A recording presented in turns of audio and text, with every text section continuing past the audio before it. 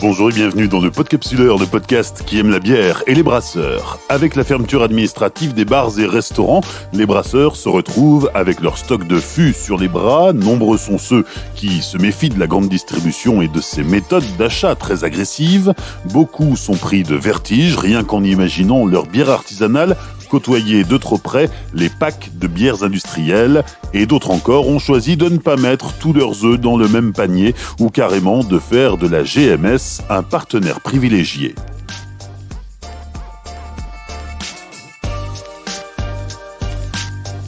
Saison 4, épisode 5, Cédric Cabioc, brasserie d'Émeraude à Dinard. La brasserie d'Émeraude est née en 2015 d'une reconversion professionnelle. Avant de devenir brasseur, Cédric Cabioc travaillait dans le bâtiment. Sa brasserie, qui emploie 6 salariés, il l'a implantée à la Richardet, à Dinard, tout près de Saint-Malo. En 2019, elle a produit près de 800 hectos, avec une spécificité, un conditionnement en bouteille exclusivement et une forte présence dans les linéaires de la grande distribution. Je précise que cet épisode a été enregistré en juin 2020, tout de suite après le premier confinement. Oui, bonjour, donc c'est ça, créé en 2015 et du coup là on est 6 salariés. Donc moi je m'occupe de la partie brassage, nous avons Elodie qui s'occupe de la partie GMS, Romain qui s'occupe de la partie CHR, après on a Marie-Claire qui s'occupe de la comptabilité, David qui est en brasseur et qui nous aide, et Axel qui est là en vendeuse un petit peu de temps en temps. C'est une brasserie que tu as créée il y a 5 ans maintenant. À l'origine, toi, tu n'es pas du tout du monde de la bière puisque tu viens des travaux publics. Oui, c'est ça. Donc à la base, moi j'étais dans le bâtiment pendant 16 ans. J'avais déjà une entreprise où je bossais déjà avec David, mon brasseur. Et on avait cherché un petit peu une reconversion. Et avec la brasserie, on reste dans le domaine artisanal puisqu'on est artisan, on transforme des matières premières, tout comme la maçonnerie, mais là on reste dans le domaine du plaisir, donc c'est beaucoup plus facile, et puis là on est à l'abri au moins des intempéries. Qu'est-ce qui t'a poussé à vouloir cette reconversion professionnelle ? Alors moi déjà à la base j'aimais bien la bière, j'en faisais en amateur, et du coup au moment de chercher une reconversion, la partie artisanat me plaisait bien aussi. Et on a commencé à faire des recettes, à s'intéresser. J'ai un ami qui avait fait ça aussi, puis j'avais suivi son projet de près. Et ça m'avait bien tenté de partir dans l'aventure. Et comme je vous disais, la fatigue physique de la maçonnerie, il y a un moment, on sait qu'on ne peut pas faire ça toute sa vie. Et justement, j'avais envie de changer. Et à la fin, oui, c'est pareil, les intempéries me pesaient beaucoup. Et puis là, comme aujourd'hui où il pleut, on voit qu'on est à l'abri et on est bien au chaud avec nos cuves. Oui, parce qu'en plus, là, aujourd'hui, ça brasse et on est au chaud. La salle de brassage, c'est un sauna. Oui, tout à fait. Oui, parce que nous, quand on brasse, la température, elle monte facilement autour de 40 degrés dans la pièce. Donc, vu que tout est isolé, ça monte bien. Donc, c'est très agréable. La brasserie d'Émeraude, en 2019, c'est 800 hectos produits, uniquement en bouteille, c'est une spécificité de la brasserie. 800 hectos, c'est un bon rythme de croisière ? Oui, alors c'est vrai qu'on a doublé tous les ans depuis la création, la production. Donc là, on arrive autour de 800 hectolitres, donc ce qui nous permet de pouvoir en vivre, donc ce qui est déjà un bon point. Et après, nous, on développe plus les grandes et moyennes surfaces, donc qui nous permet de faire un petit peu plus de volume pour pouvoir justement assurer les livraisons et puis réussir à vendre nos 800 hectolitres, quoi. Mais quand on distribue en GMS, forcément, avec la crise qu'on vient de traverser, la brasserie a été moins impactée, un peu plus épargnée ? Oui, alors nous, tout à fait, puisque nous, les CHR représentent 15-20%, donc c'est pas... Oui, ça nous a moins impacté que les autres. Là-dessus, on a eu de la chance. On a quelques CHR qui ont fait de la vente emportée, donc on a réussi aussi à vendre un petit peu. Et oui, comme on a pu voir, c'est les grandes surfaces ont bien vécu pendant ce confinement, quoi. Après, je ne vais pas dire que c'est bien, mais pour nous qui vendions chez eux, c'était quand même moins préjudiciable pour la société. Et on a notre petite partie de vente directe aussi en magasin, donc qui nous permet aussi d'assurer un petit peu de vente et faire un tout petit peu de chiffre aussi ici, et puis d'être au plus près de nos clients. Chez certains brasseurs, il y a une sorte de complexe à aller vers la grande distribution. Toi, c'est une question qui n'a pas l'air de te perturber? Alors nous, c'est vrai qu'à la base, comme je vous disais, c'est une reconversion. Donc nous, en fait, mes précédents collègues de mon entreprise de maçonnerie, ce qu'ils voulaient, en gros, en venant, c'était conserver leurs avantages qu'ils avaient là-bas. Donc ticket resto, salaire, mutuelle et tout ça. Donc nous, on ne pouvait pas se permettre de ne pas pouvoir en vivre dès le départ. Donc nous, c'est ce qu'on a fait. Et puis également, on est très pénalisé ici par les contrats brasseurs. Donc les bars, hôtels, restaurants ici sont souvent tributaires de ces contrats-là. Et on a beaucoup de mal, nous, à mettre nos produits, même dans notre région proche. Donc les grandes surfaces, nous, étaient plus à l'écoute du local, puisque le local se développe beaucoup, même chez eux. Et du coup, la zone de chalandise reste finalement très proche. On reste en Bretagne. Oui, tout à fait, oui. On a quelques clients dehors, mais nous, quasiment tout est fait ici, dans un rayon de 45 minutes en voiture de la brasserie, quoi. Dans tous les sens, sauf au nord, puisqu'on est au bord de la mer. Et après, quand c'est plus loin, on envoie ça par un transporteur. Alors effectivement, on est au bord de la mer, on est dans une région où il y a de plus en plus de brasseries, hein, la Bretagne. Quand tu as démarré il y a 5 ans, quel était un peu le paysage brassicole breton? Alors oui, nous, il y a 5 ans, ouais, il y avait beaucoup moins de brasseries, puisque là, on est... déjà, on avait dépassé la centaine, oui, il y a un an. Et là, je crois qu'on n'est pas loin des 200, si on compte vraiment tout le monde. Et oui, moi, à l'époque, sur le secteur, ouais, on était principalement en trois. Donc, et là, maintenant, je pense qu'on est une vingtaine. Donc, oui, ça augmente très vite. Bon, après, ça laisse aussi beaucoup de choix aux clients. Si les personnes sont distribuées à peu près partout, ça donne une variété de bières qui est plus intéressante, quoi. Et c'est toujours mieux d'aller vers l'artisanal que l'industriel. Donc, ça, c'est plutôt une bonne chose.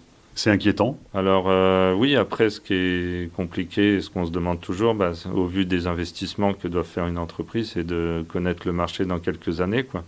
De savoir si les investissements sont raisonnables par rapport aux perspectives. Donc nous, c'est pour ça qu'on n'a pas trop investi dans le matériel encore. Ce qu'il faut se demander, c'est comment ça va être dans 2 3 ans, s'il y aura de la place pour tout le monde. Bon, là, pour le moment, c'est le cas, mais après, est-ce qu'à un moment, on va pas être trop? Est-ce qu'il va pas y avoir un turnover? Est-ce que, ouais, comment vont, quand les grandes brasseries, en fait, vont voir y avoir vraiment une perte de chiffres, qu'est-ce qu'ils vont mettre en place? Ouais, c'est tout ça, c'est beaucoup de questions qu'on peut se poser. Et oui, ça peut être, oui, un petit peu inquiétant quand même. Parce qu'il y a aussi en Bretagne des grosses brasseries artisanales, hein, comme Lancelot ou Coref. Ça, ce sont des concurrents, ce sont des confrères. Comment est-ce que tu les perçois? Alors après, c'est vrai que Coref, c'était les tout premiers à s'installer, donc c'est un peu aussi grâce à eux que la bière artisanale a sa place aujourd'hui. Donc après, nous, j'en bois, je suis client aussi. Bon, c'est vrai que dans un supermarché, oui, on se bat tous, nous, pour avoir du linéaire. Donc oui, là-dessus, on va pas se mentir, on est tous un petit peu concurrents. Mais bon, après, c'est vrai que c'est bien aussi pour les clients quand ils peuvent goûter plusieurs variétés de bières. Après, s'il y avait qu'une seule bière artisanale dans un rayon, est-ce que les gens iraient forcément vers elle? Et voilà, après, je pense qu'on a tous commencé par des marques industrielles. Enfin, tous les brasseurs ont commencé par là. Après, on va plus sur des brasseries, oui, comme on disait, Coref, Lancelot ou Brasserie de Bretagne. Puis après, ça peut amener vers l'industriel, vers l'artisanal. Et c'est aussi pour ça qu'il faut être, pour moi, un petit peu présent en grande surface. C'est pour que les gens ils viennent vers l'artisanal. Et puis même après, quand ils sont vraiment intéressés, aller chez un caviste ou des gens qui ont encore plus de choix de bière artisanale. Tu nous disais qu'on était au bord de la mer et le tourisme est un facteur impactant, hein, sur la vie de la brasserie. Oui, alors nous, il y a un côté très bien puisque c'est vrai que c'est touristique, donc il y a beaucoup de monde l'été. Donc c'est vrai que pour vendre les produits, c'est toujours plus facile quand il y a des acheteurs. Après, c'est beaucoup plus compliqué au niveau de la gestion des stocks et de la trésorerie. Parce qu'en gros, nous, en mars, on touche notre argent de février, qui est le plus mauvais mois. Donc là, ouais, c'est compliqué parce qu'en plus, c'est au mois de mars où on doit commencer à faire les achats pour prévoir le stock de l'été. Donc nous, en gros, en juillet-août, on doit faire 10 fois notre chiffre d'affaires de janvier, quoi. Donc après, oui, c'est très compliqué au niveau trésorerie et stock, mais Bon, après, c'est vrai que dans ces mois-là, bah oui, il y a beaucoup, beaucoup de demandes. Donc, quand on peut y répondre, c'est parfait, quoi. Mais on aimerait mieux quelque chose de plus linéaire, quoi. Mais bon, on va pas se plaindre. Nous, c'est très touristique, c'est joli. Et puis, voilà, on a des touristes qui viennent en masse. Cet été, en plus, ça risque d'être une saison exceptionnelle. Oui, alors cet été, oui, avec la crise qu'on a pu traverser, oui, on sait qu'il y aura beaucoup plus de tourisme en France, donc ça c'est plutôt bien. Et au moins, bah, on se dit que peut-être des gens vont découvrir le coin et peut-être dans des années futures voudront y revenir. Et après, nous, on sait que voilà, nous les touristes, c'est une grosse partie de notre clientèle, même au magasin, puisqu'on a quelques habitués qui viennent ici dans la résidence secondaire et viennent nous voir de temps en temps, quoi. L'été, ça représente 50% du chiffre d'affaires de la brasserie. Oui, en gros, c'est ça. Ici, on vit un peu au rythme ouais, des vacances bah, de la zone Paris. Parce que quand les Parisiens reviennent bah, souvent en avril, c'est là que les supermarchés, nous, ils vont commencer à faire leur rayon de produits locaux. Donc c'est là qu'ils commencent à passer leurs premières grosses commandes. Et après, bah, nous, tout ce qui est juin, juillet, août, bah, là, c'est tous les bars de plage et tout ça. Donc là, ça consomme beaucoup. Et après, nous, septembre, ça redevient beaucoup plus calme puisque bah, tout ce qui est supermarché, ils ont déjà leur stock, ils ont passé les commandes en août. Donc souvent, bah, déjà, il y a les premiers bars et restos qui prennent un peu de vacances et les supermarchés bah, qui commandent plus forcément, quoi. Donc nous, c'est pour ça que c'est très saisonnier. Et le fait de ne faire que de la bouteille, de ne pas faire du tout de fût, est-ce que c'est pas pénalisant? Alors, bah si, un petit peu, parce que nous, c'est vrai qu'on a de la demande pour du fût. Bah, pour tout ce qui est événement, c'est vrai que c'est beaucoup plus convivial. Bon, là, on avait fait le choix de pas en faire bah, au niveau matériel, parce qu'on était limité. Après, on sait qu'on va y venir. Bah, là, par la crise qu'on a traversée, bon, on a vu que nous, au final, bah, comme ça, on a pu perdre moins que les autres. Donc, bah, là-dessus, je dirais que c'était plutôt une bonne chose. Mais oui, oui, c'est quand même assez pénalisant bah, quand on a une demande et qu'on peut pas y répondre, quoi, pour les associations, festivals et puis les petits événements comme les mariages et tout ça où on nous en demande et on n'en a pas. Cédric, tu nous disais que tu venais du bâtiment, que tu étais un artisan dans l'âme. Cette brasserie, c'est toi qui l'as montée, c'est toi qui l'as bricolée. Oui, tout à fait. Donc nous, après, on était tombé à une époque bah, où les banques ne connaissaient pas du tout l'activité brasserie. Parce que 2015, bah, c'est là que ça commençait vraiment le renouveau. Bon, il y en avait quelques-unes, mais pas beaucoup. Et bah, c'est vrai que nous, quand on avait été voir une banque avec même 70% d'apport, chacun avait son travail à côté, on s'était dit, bah, ça va passer tout seul, quoi. Et puis non, en fait, c'était très compliqué. Et du coup, c'est pour ça qu'on a opté, nous, bah, pour, vu qu'on voulait vraiment commencer, bah, par beaucoup de systèmes qu'on a fabriqués nous-mêmes. Bah, après, on avait la chance d'avoir les compétences pour le faire, donc c'est ce qu'on a fait. Mais oui, après, on n'est pas sur du très beau matériel tout neuf. Et bon, on essaye maintenant de le remplacer petit à petit, quoi, par des choses plus liées à la brasserie, mais c'était beaucoup de système D, quoi. Tu vas aller nous présenter tout ça? Oui, tout à fait. Bah ouais, on va aller faire un tour dans la brasserie, puis on va regarder tout ça.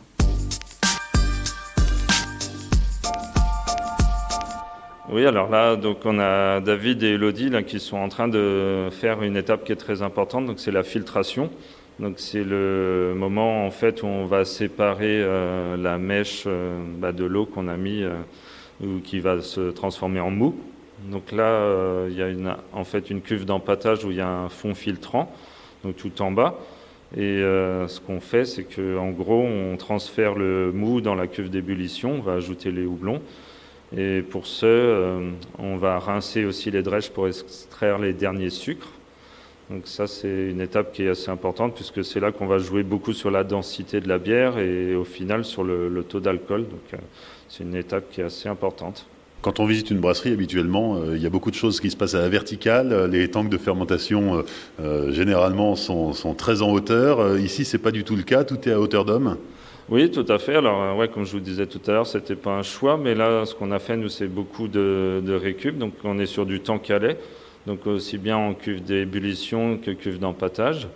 Donc, la cuve d'ébullition, on l'a fait nous-mêmes, en fait, avec des thermoplongeurs électriques, parce qu'on est dans une ancienne usine où on avait la capacité au niveau du compteur électrique pour pouvoir faire une ébullition électrique. Et les cuves de fermentation, en fait, c'est des anciens tanks à lait qui sont oblongs et qui font chacun 18 hectolitres de capacité. et dans lequel on a ajouté un système avec une pipe de décantation. Donc quand on fait nos transferts, pour pas avoir le fond et puis la lie avec toutes les levures mortes dans le fond. Donc tout ça, c'est toi qui as bricolé au fur et à mesure? Oui, tout à fait. Ouais. Comme je vous disais, du fait du peu de suivi des banques, à l'époque, on avait monté le projet.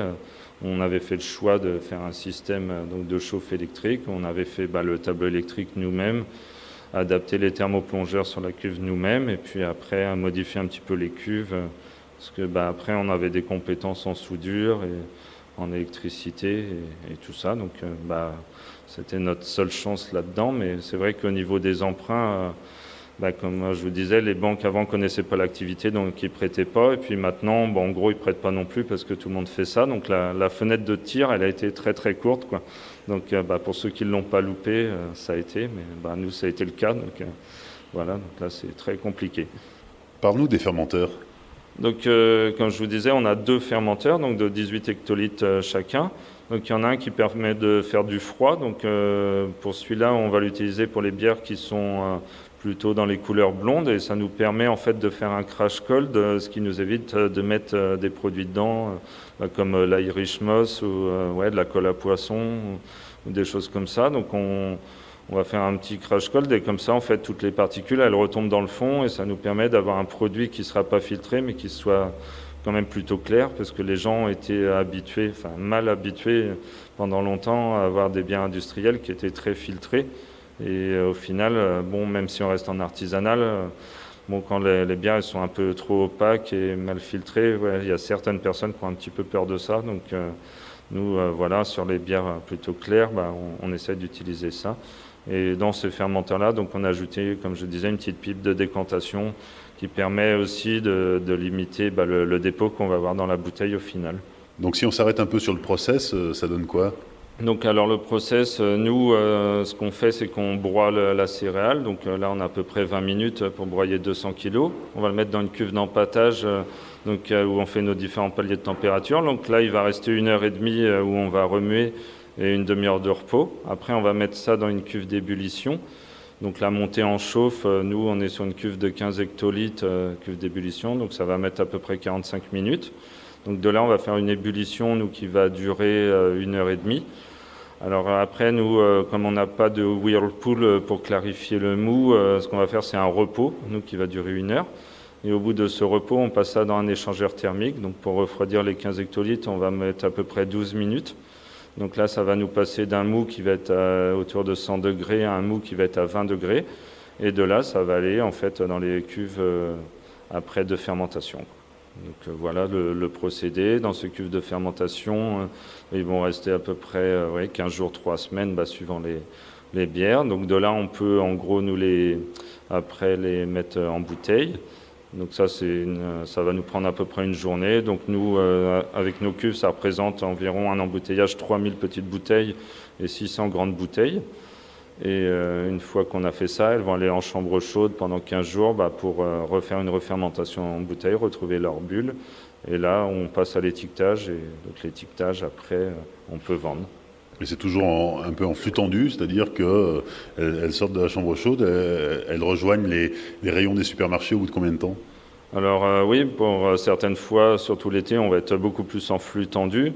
Nous, après, on avait fait un programme sur l'ordinateur avec un algorithme qui voyait en fonction des quantités qui partaient, de la demande des clients, savoir quelle bière on brasse et notamment combien on fait de petites et de grandes, pour garder toujours, ne pas être en rupture, puisque nous, c'est ce qui est important au vu de la clientèle qu'on a, c'est de ne pas avoir de rupture.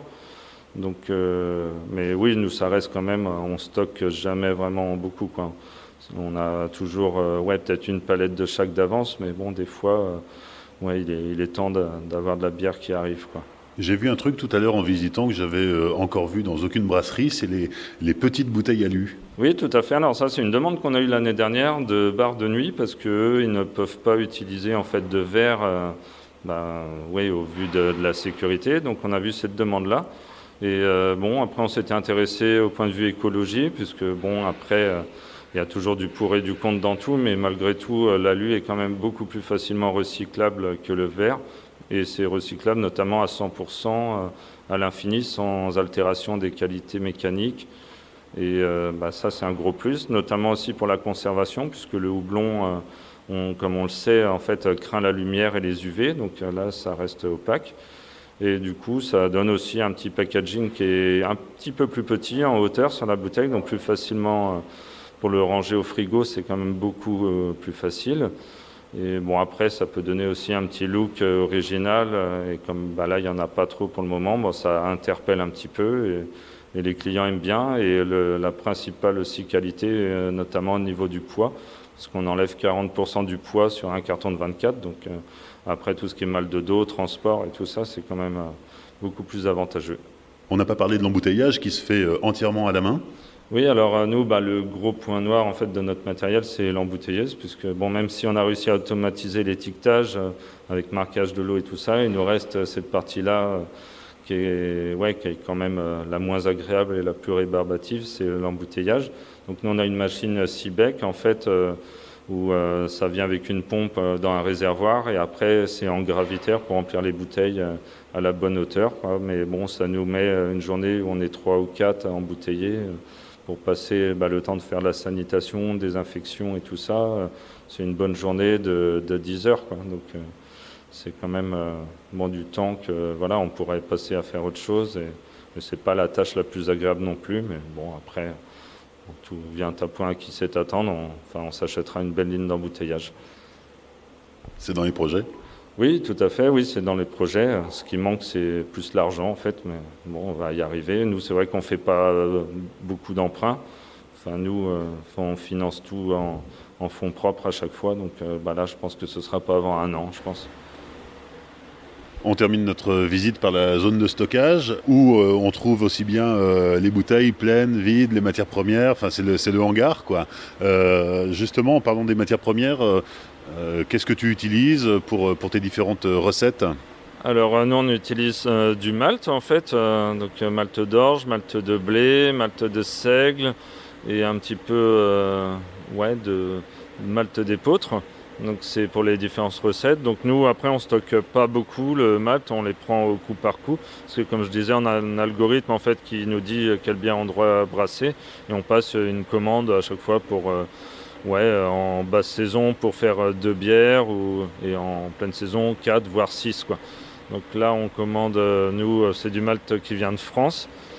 Et du coup, les houblons, ça vient d'un petit peu partout, parce que bon, c'est toujours ce qui est plus compliqué à trouver. Et c'est là-dessus qu'on peut un peu jouer pour avoir les différents petits goûts qu'on va retrouver dans une bière. Donc là, on s'approvisionne là où on trouve. Donc les bouteilles, ça vient pas très loin, enfin le négociant. Et voilà, et après on a tous les petits produits. Sucre et tout ça, qu'on essaye de trouver aussi dans le coin. Mais bon, après, c'est pas toujours facile de tout trouver à côté, quoi. Mais on essaye de faire travailler le plus possible les entreprises locales. Et toutes les bières sont en conventionnel? Oui, tout à fait, ouais. On utilisait à un moment une petite partie en bio, mais c'est vrai que le prix était un petit peu plus cher. Et nous, du fait d'être en GMS et puis d'avoir des bières de brasserie un petit peu plus développée que nous.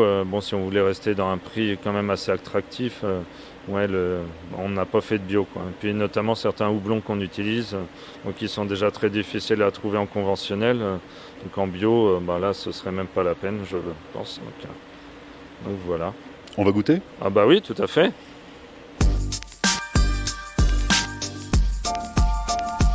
Les 5 dernières minutes avec la traditionnelle dégustation. Cédric, qu'est-ce que tu nous proposes? Donc alors là c'est la bière qui s'appelle Aldeta. Donc nous c'est notre bière blanche. Donc comme son nom l'indique, elle est brassée avec 50% de malt de blé. Dedans il y a aussi des grains crus comme l'avoine qui va apporter un petit goût de céréales. Et la principale particularité c'est qu'elle est fermentée avec une levure de champagne, donc qui lui donne vraiment un goût unique. Donc ça va faire des fines bulles comme dans le champagne, une mousse qui retombe aussi assez vite comme le champagne, et qui va lui laisser un petit côté sucré, un petit côté qui est très agréable et très rafraîchissant. Et c'est une bière qui passera très bien à l'été en plein soleil et qui a un faible taux d'alcool, donc qui est très désaltérante.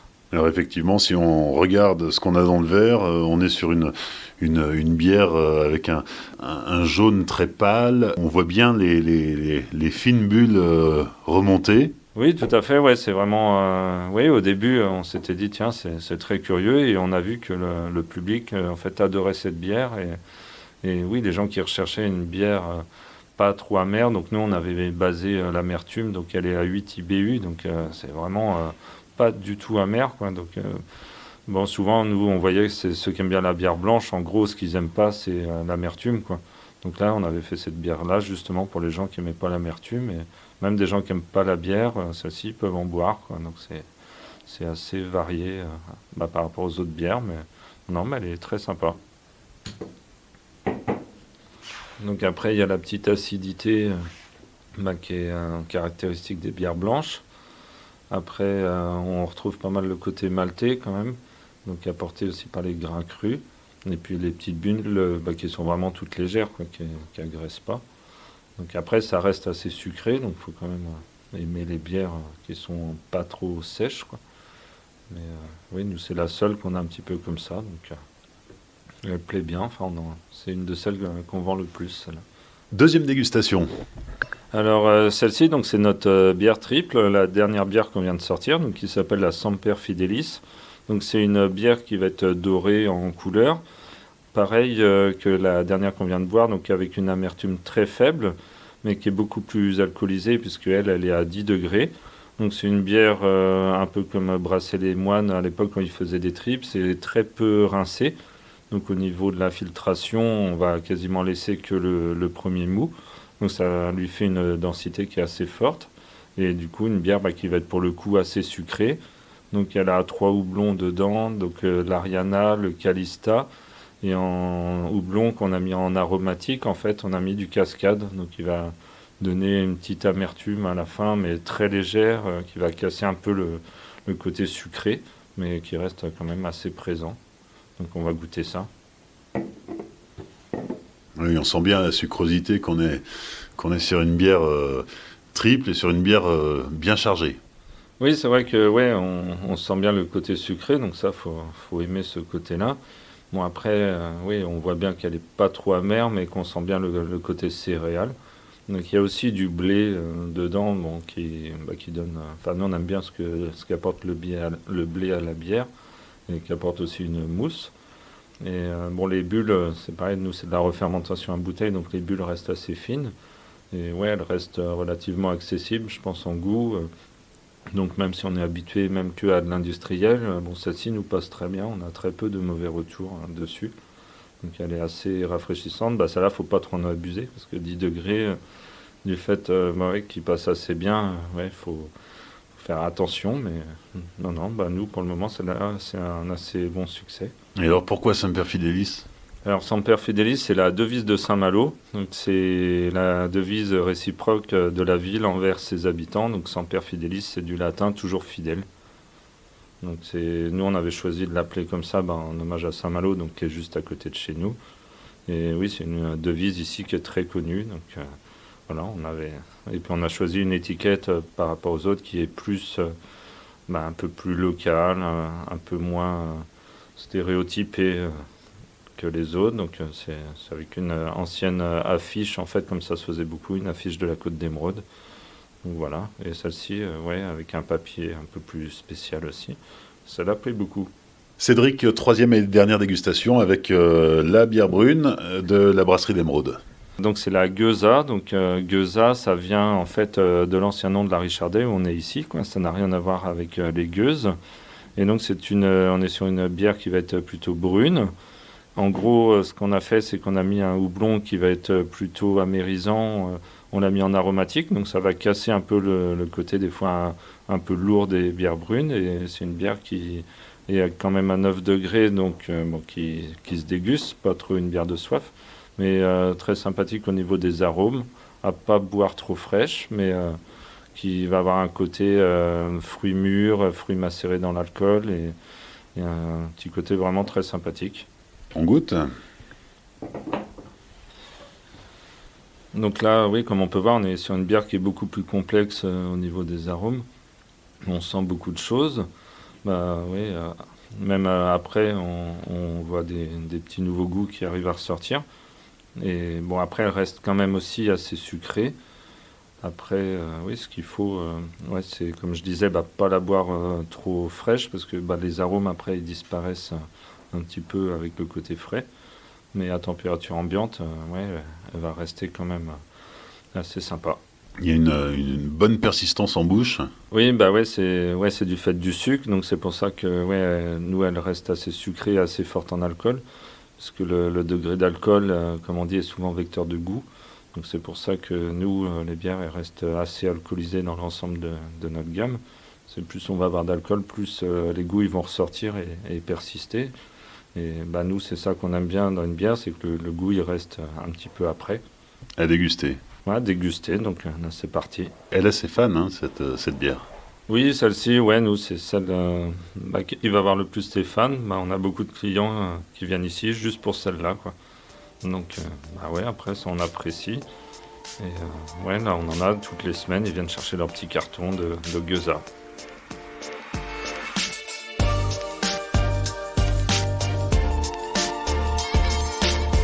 Merci à Cédric Cabioc et à son équipe pour leur accueil lors de l'enregistrement en juin dernier. Merci à Brasseurs de France qui a permis la réalisation de cet épisode. Comme d'habitude, vous pouvez découvrir la brasserie en images sur les réseaux sociaux du Podcapsuleur, Facebook, Twitter et Instagram. Si vous avez apprécié cet épisode, merci de le dire et ainsi de soutenir le Podcapsuleur sur les réseaux sociaux et en laissant un commentaire et 5 étoiles sur Apple Podcast. Pour soutenir financièrement le Podcapsuleur, parce que c'est important, rendez-vous sur Tipeee. Dans 15 jours, nouvelle destination, je vous emmènerai à Orléans. D'ici là, souvenez-vous, l'abus d'alcool est dangereux pour la santé, alors savourez, mais sans forcer.